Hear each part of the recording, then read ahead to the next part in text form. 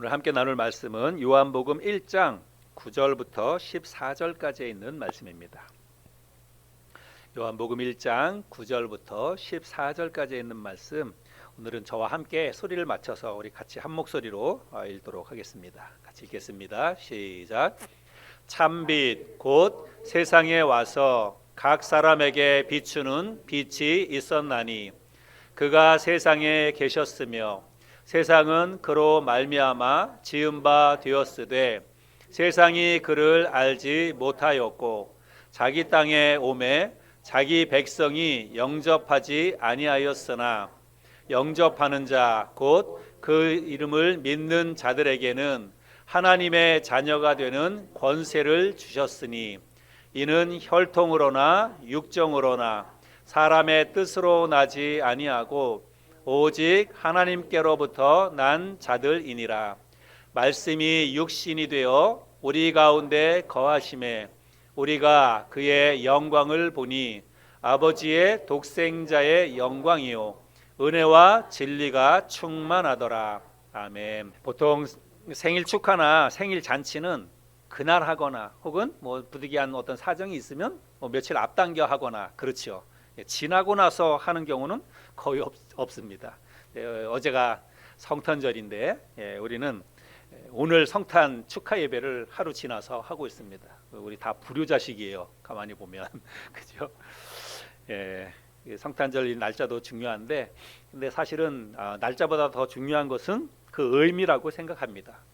성탄절의 의미, 성탄의 의미, 그 성탄절이 우리와 무슨 관계가 있는가 이런 것들을 마음속에 잘 새기는 것이 중요하다 생각이 듭니다. 저는 12월 한 달 동안 계속해서 성탄을 맞이한 사람들이란 제목으로 말씀을 전했습니다. 마리아와 요셉에 대해서, 그리고 유대 땅의 목자들에 대해서, 동방박사들과 헤롯 왕에 대해서, 이런 사람들이 성탄을 어떻게 맞이했는가 이런 것들을 그동안 함께 살펴보았습니다. 예수님은 2000년 전에 유대 땅 베들레헴의 어느 작은 그 마을의 마국간에서 아무도 환대해 주는 이가 없는 그런 가운데에 이 땅에 오셨습니다. 하나님께서 천사들을 통해서 가르쳐 주신 목자들이나 동방 박사들, 이런 사람들 이외에는 아무도 예수님을 알아보는 사람도 없었습니다. 그러나 그분은 만왕의 왕이요 만주의 주가 되시는 분이십니다. 온 세상에 미칠 큰 기쁨의 소식으로 오신 분이 바로 우리 주님이십니다. 오늘 우리가 성탄을 맞이한 사람들 마지막 시간으로 오늘날의 사람들의 반응에 대해서 우리가 함께 좀 생각해 보기를 원합니다. 오늘 우리가 함께 읽었던 말씀에도 보면 주님이 이 땅에 오셨을 때에 사람들이 우리 주님을 어떻게 맞이했는지를 알 수가 있지요. 9절 말씀을 보면 9절에 주님을 빛으로 묘사하고 있는 것을 볼 수 있습니다. 우리 9절을 볼까요? 참빛 곧 세상에 와서 각 사람에게 비추는 빛이 있었나니. 여기 보면 우리 주님을 참 빛으로 그렇게 말씀하고 있습니다.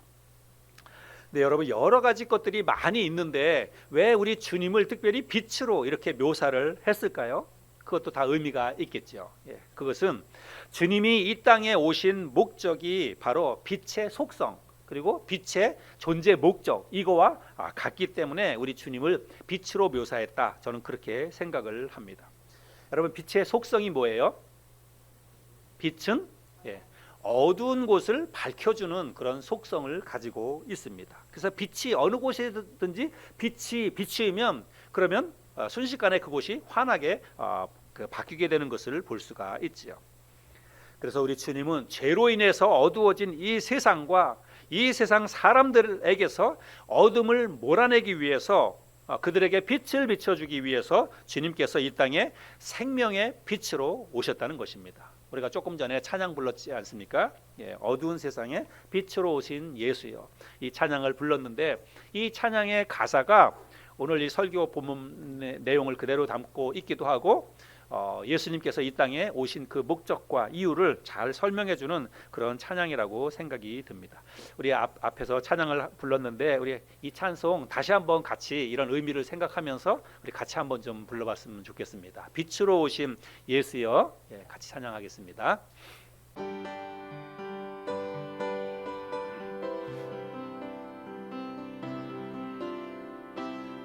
어두운 세상의 빛으로 오신 예수여, 어두운 세상을 밝히러 오신 예수여, 나의 어두운 맘속에 들어오셔서 나의 어두운 맘 밝혀주소서. 빛으로 오신 예수여, 빛으로 오신 예수여, 빛으로 오신 예수여, 나의 어두운 맘 밝혀주소서.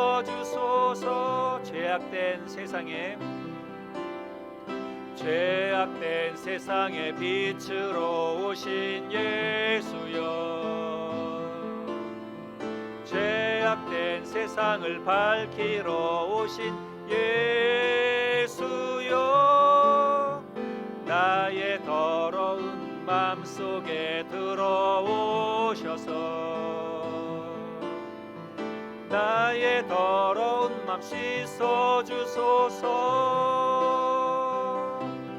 빛으로 오신 예수여, 빛으로 오신 예수여,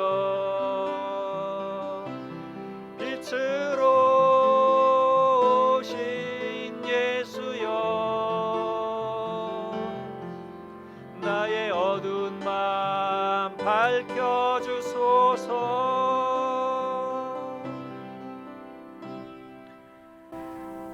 주님은 어두운 세상을 밝히기 위해서 이 땅에 오셨습니다.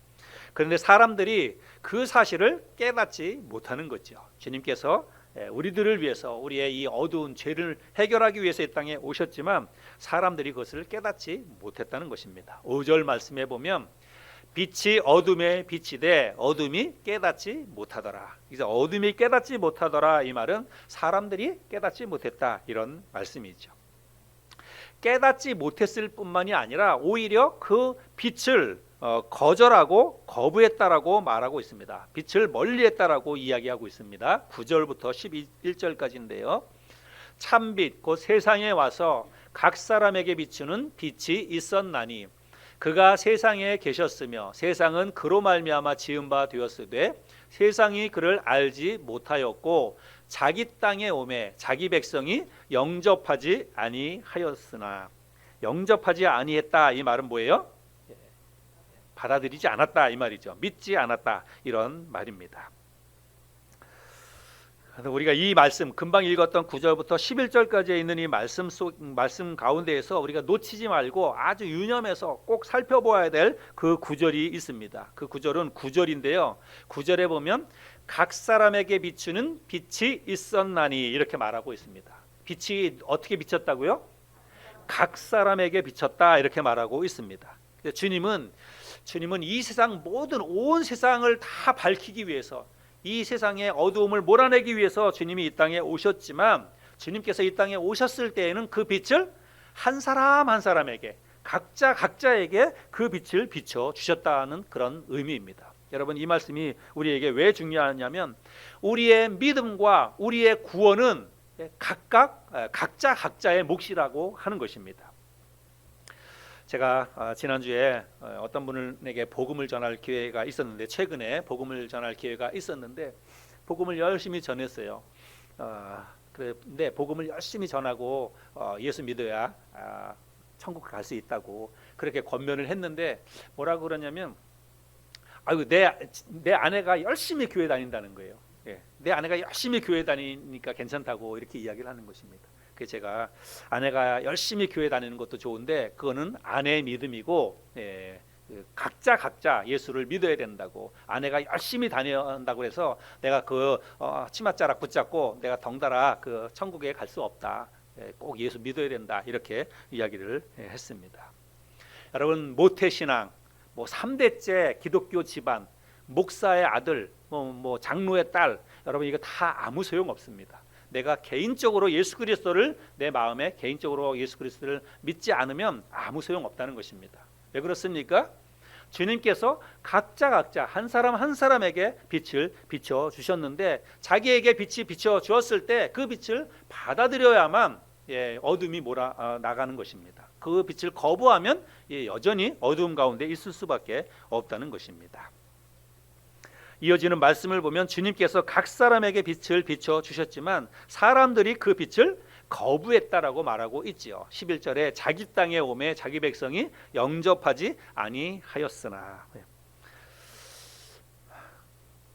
이것이 빛으로 오신 주님을 맞이하는 사람들의 반응이었습니다. 2000년 전에 아기 예수의 모습으로 오셨을 때에도 그랬고 2000년이 지난 지금도 동일하게 빛으로 오신 예수님을 사람들이 받아들이지 않고 거부하고 있다는 거예요. 여러분, 근데 왜 한번 생각해 볼까요? 왜 사람들이 그 거부할까? 왜 사람들이 빛으로 오신 예수님을 거부할까? 예수님을 왜 믿지 않고 거부할까요? 왜 그럴까요? 사람들이 맞습니다. 그게 정답이에요. 사람들이 빛으로 오신 예수님을 거부하는 이유는 뭐냐면 어둠을 좋아하기 때문에 그렇다는 것입니다. 내가 어둠에 머물러 있기를 원하기 때문에 어둠에서 벗어나지 않으려고 하기 때문에 여러분 빛으로 오신 예수님을 믿지 않고 거부한다는 것입니다. 근데 여러분 이게 참 아이러니하지 않습니까? 우리가 만약에 내가 칠흑같이 어두운 그 동굴에 갇혔다든지 아니면 뭐 깊은 웅덩이에 빠지게 되면 어떻습니까? 막 무섭고 두렵고 공포감이 몰려오고 가슴이 답답하고 숨이 막힐 것 같고 그래서 어떻게 합니까? 뭐 어떻게 해서든지 거길 빠져나가려고 뭐 온갖 수단과 방법을 다 동원해서 그 어두운 동굴, 그 어두운 그 구덩이에서 빠져나가기 위해서 그렇게 애를 쓰지 않습니까? 그런데 사람들이 그렇게 하지 않는다는 것입니다. 오히려 그 속에, 그 어두움, 깊은 어두움 속에 머물러 있기를 사람들이 더 원한다는 거예요. 왜 그런가 하면 이 어두움은 죄를 말하는 것입니다. 여기서 말하는 이 어두움이라고 하는 것은 죄를 의미하는 것입니다. 그러니까 주님은 우리 안에 있는 이 죄를 몰아내기 위해서 주님께서 이 땅에 오셨다는 거예요. 그런데 사람들이 죄에서 벗어나는 것을 싫어한다는 것입니다. 죄로부터 벗어나서 거룩하고 정결하고 깨끗하게 사는 것을 사람들이 싫어한다는 거예요. 왜 싫어할까요?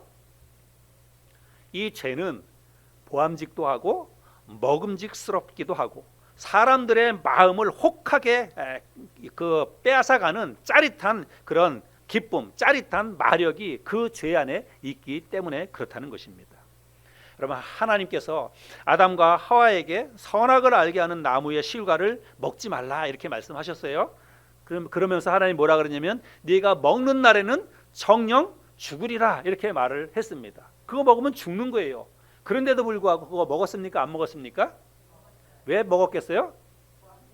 네, 보암직도 하고 먹음직스럽게 생겼기 때문에 그렇다는 것입니다. 창세기 3장 6절에 보면 여자가 그 나무를 본즉 먹음직도 하고 보암직도 하고 지혜롭게 할 만큼 탐스럽기도 한 나무인지라. 여자가 그 열매를 따먹고 자기와 함께 있는 남편에게도 주매 그도 먹은지라. 여러분, 오늘날 사람들이 예수님을 믿지 않고 거부하는 이유는 다른 데 있지 않습니다. 뭐 착하게 살고 싶지 않기 때문에 그런 거예요. 가만히 생각해 보면 여러분, 사람들이 다 착하게 살고 싶다고 이야기하죠. 그러나 예수 믿지 않는 이유는 다른 데 있지 않습니다. 착하게 사는 게 싫기 때문에 그래요. 그냥 죄짓지 않고 거룩하게 살고 싶은 생각이 없기 때문에 그렇다는 것입니다. 여러분, 한번 생각해 보세요. 교회에서 뭐라고 얘기합니까? 예수 믿는 사람들이 뭐라고 얘기합니까? 예수 믿어야 천국 간다고, 예수 믿지 않으면 지옥 간다고 그렇게 이야기합니다. 그런데 그 말을 믿지 않아요. 그러면 그 말을 믿지 않는 이유가 설마 그 사람들이 천국 가는 게 싫어서 안 믿겠습니까? 나는 지옥 가는 게 좋아가지고 안 믿겠습니까? 그게 아니라는 거예요. 사람들은 누구나 다 죽음에 대한 두려움이 있습니다. 죽음에 대한 두려움, 공포 없는 사람이 어디 있습니까? 그리고 사람들은 본능적으로 죽은 다음에 사후세계가 있다라고 하는 것도 사람들이 대부분 다 인정하고 있습니다. 그럼에도 불구하고 예수를 믿지 않는 이유는 죽음이나 사후세계나 이런 거는 그냥 나중 문제고, 그거는 뭐 그냥 나하고 지금 상관없이 한참 있다가 벌어질 일이고, 지금 당장이 중요한 거예요. 지금 당장은 죽음이나 사후세계 이거 신경 쓰지 않고 나는 그냥 즐기면서 살겠다는 것입니다. 지금 당장 나는 쾌락을 즐기면서 내 마음대로 그냥 즐기면서 인생을 내가 그렇게 한번 살아보겠다, 그렇게 생각하는 거예요. 그런데 예수를 믿으면 어떻게 되는 거예요? 그렇게 살지 못하는 거예요. 예수를 믿으면 그렇게 살고 싶은데 그냥 내 마음대로 원하는 대로 나 하고 싶은 대로 죄지으면서 그냥 즐기면서 인생을 살고 싶은데, 예수 믿으면 그렇게 살면 안 되니까, 예수 믿으면 그렇게 살면 안 된다고 교회에서 이야기하니까 그게 싫은 거예요. 그게 싫어서 사람들이 예수를 안 믿는다라고 하는 것입니다. 예수님이 괜히 싫거나 또 교회나 예수 믿는 사람들이 괜히 미운 게 아닙니다. 자기들 하고 싶은 대로 못하게 하니까 싫은 거예요.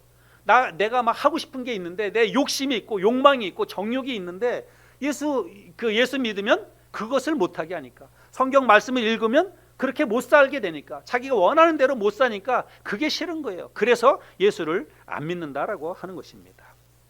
뭐 여러 가지 이유를 대고 교회 탓을 하고, 예수쟁이들이 이건 더 못됐다 막 이런 핑계도 대고 그렇지만, 결론적으로 그들의 속셈은 뭐냐면 그냥 나 건들지 말라는 것입니다.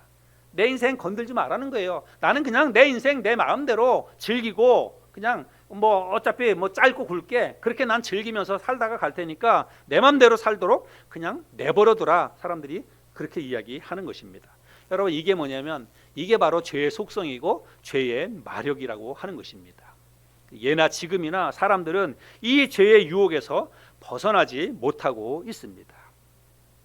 그런데 하나님은 뭐라고 말씀하시냐면, 누구든지 빛으로 오신 주님을 거부하지 않고 믿고 받아들이기만 하면 그런 사람들은 당신의 자녀로 받아주시겠다라고 말씀하고 있습니다.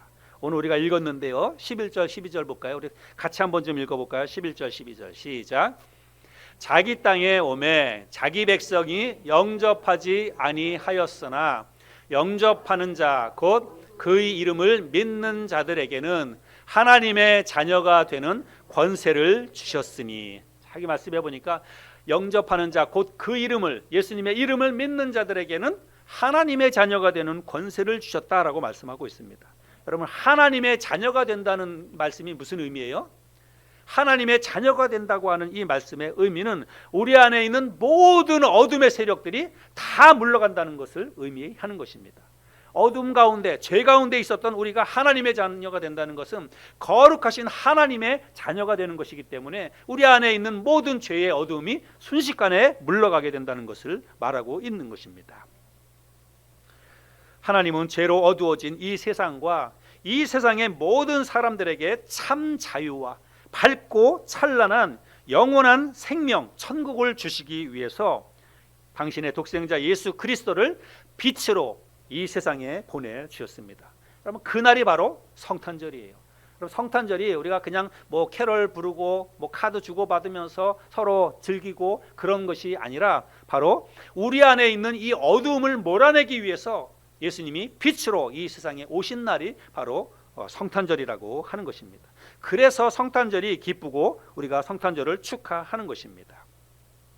근데 여러분, 이 성탄절은 예수님의 탄생을 기뻐하고 축하하는 그런 날이기도 하지만, 죄로 인해서 어두워진 이 악한 세상에서 우리가 구원을 받을 수 있게 된 날이기도 하기 때문에 이 날이 기쁜 날이고 이 날이 우리에게 감사한 그런 날이 되는 것입니다.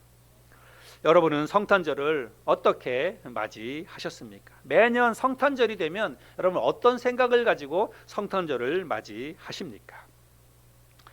빛으로 오신 예수님이 아니었다면 여러분, 우리는 여전히 지금도 어두움, 죄와 죽음의 이 어두운 그늘 아래서 두려움과 절망감에 사로잡혀서 우리는 고통 가운데 살아가고 있었을 것입니다. 여러분, 우리가 지난 2년 동안 코로나 상황이 있었는데, 이 2년 동안 이어진 코로나 상황만 하더라도 여러분 얼마나 답답합니까?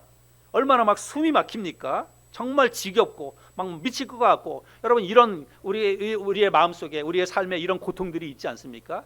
2년 동안 이어진 이 코로나에도 우리가 이렇게 정말 답답하고 힘든 그런 시간들을 보냈는데, 만약에 끝이 보이지 않는 길고 어두운 터널이 우리의 인생 속에 앞으로 계속 이어진다면 벗어날 수가 없어요. 빠져나갈 수가 없습니다. 한 줄기의 빛도 보이지 않는 그 어두운 터널에 갇혀서 내가 영원토록 그 어두운 터널 속에 갇혀 있어야 된다면, 여러분 이건 생각만 해도 끔찍하지 않습니까? 주님께서 우리를 그 어둡고 캄캄한 긴 죄악의 터널에서 건져 주시기 위해서 2000년 전에 이 세상에 오셨습니다. 그리고 누구든지 그 이름을 믿는 자들은 다 하나님의 자녀가 되는 권세를 주시겠다라고 약속하고 계십니다. 여러분 그 이름을 믿으시죠? 예. 그분을, 여러분 그 이름을 믿는다는 것은 그냥 예수님의 이름을 믿는다, 내가 예수님 믿겠다, 이게 아니라 예수님을 나의 구세주로 믿겠다는 것입니다.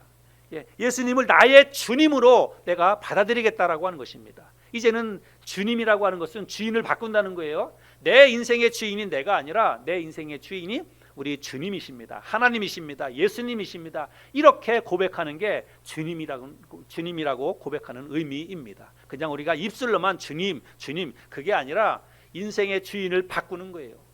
내가 내 인생의 주인이 되어서 내 마음대로, 내가 원하는 대로, 내가 즐기고 싶은 대로 인생을 살았다면 그것은, 그 삶의 결과는 죄의 심판만 있을 뿐입니다. 그러나 주인을 바꿔서 빛으로 오신 예수님을 내 마음속에 받아들이는 순간 주님이 나의 진짜 구세주요 주님이 되는 거예요. 그때부터는 내 인생이 이제는 빛 가운데로 하나님의 자녀로 이 세상을 살아가게 된다는 사실입니다. 여러분이 주님을 진심으로 구세주와 주님으로 마음속에 받아들였다면 여러분 하나님의 자녀가 되었다는 이 사실, 오늘 우리가 읽었던 이 말씀, 요한복음 1장 12절에 있는 말씀처럼 그 이름을 믿는 자들에게는 하나님의 자녀가 되는 권세를 주셨으니, 우리가 예수님을 믿었을 때 우리는 하나님의 자녀가 된 것입니다. 여러분 하나님의 자녀가 되었다고 하는 사실을 확신하시기를 바랍니다. 이 사실을 절대로 잊지 마시기를 바랍니다. 우리가 신앙생활 하다가 왜 신앙생활 하면서 기쁨이 사라지고 마음에 근심, 걱정, 염려가 찾아오느냐? 여러분 이 사실을 우리가 잊어버리기 때문에 그렇습니다. 내가 하나님의 자녀가 되었다, 내가 하나님의 자녀라고 하는 이 사실을 깜빡 잊어버리고 그것을 마음속에서 자꾸 생각하지 못하기 때문에, 그렇기 때문에 우리의 삶 가운데 좌절이 오고 또 실망하게 되고 근심, 걱정, 염려가 찾아오고 그렇다는 것입니다. 우리가 하나님의 자녀가 되었다는 것은 이제는 더 이상 어두움의 그늘이, 어둠의 세력들이 우리를 가둬두지 못한다는 것입니다. 우리를 더 이상 흑암으로 끌고 가지 못한다는 그런 의미입니다. 우리가 더 이상 이 세상 것들로 인해서 우리를 괴롭히고 우리를 힘들게 하는 그 어둠의 세력에 우리가 끌려다니지 않게 되었다는 그런 의미예요. 하나님의 자녀가 되었다고 하는 그런 의미는 그렇다는 것입니다.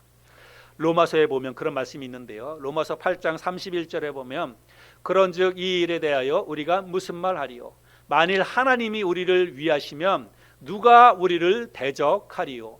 누가 우리를 그리스도의 사랑에서 끊으리요?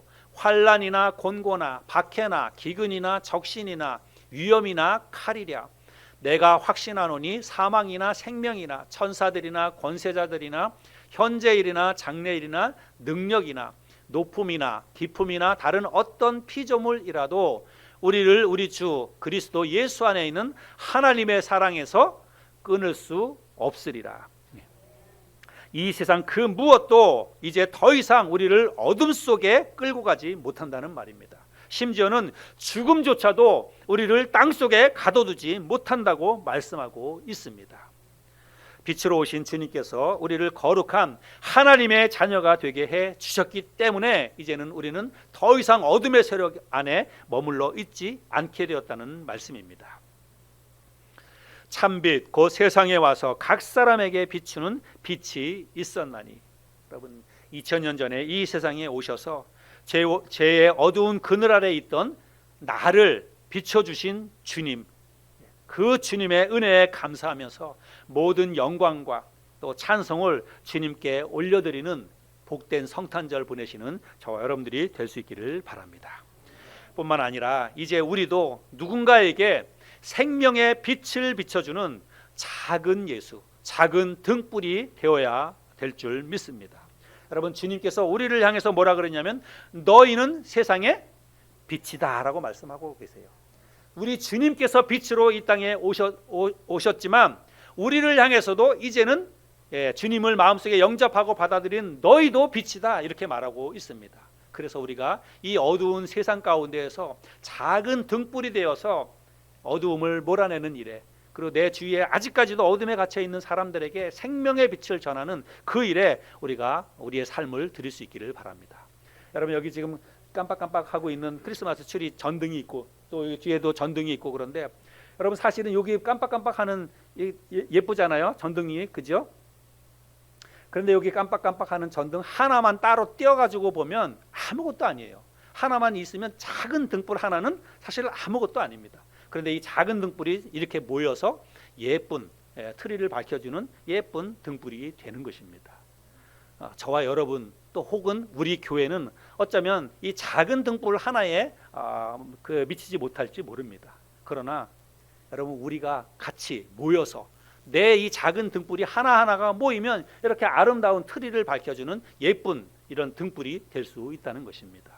저와 여러분들이 작은 예수가 되어서 내 주위에 있는 사람들에게 생명의 빛을, 예수님이 우리에게 주셨던 그 생명의 빛을 나눠주며 살아갈 수 있는 그런 저와 여러분들이 될 수 있길 바랍니다. 이것이 바로 우리가 성탄을 맞이하는 우리의 마음, 우리의 믿음이 되어야 되는 줄을 믿습니다.